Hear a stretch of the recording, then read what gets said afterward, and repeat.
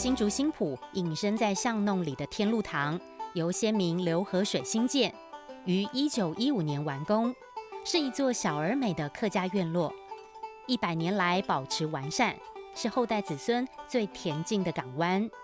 我对这个老家很有感情，回到老家一享松，天天回来可以跟婶婶来，她种菜，我来这边拈花惹草。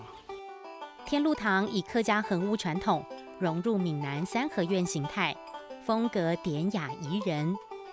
一般三合院都没有那么高，其次呢，我们这个墙啊都是用泥砖，它的宽度大概有2尺。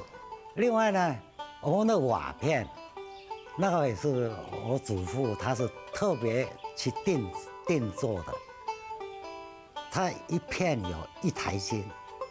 扎实的建材历经100年风吹雨打，也挺过大地震的考验。921大地震的时候，只有微微的龟裂，其他都完好如初。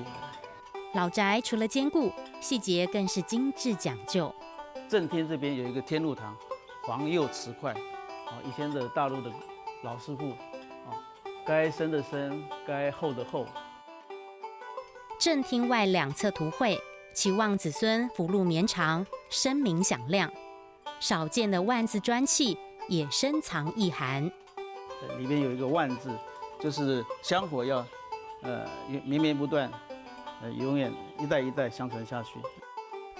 百年古厝安静坐落乡野间，笑看物换星移，也留下不灭的风华。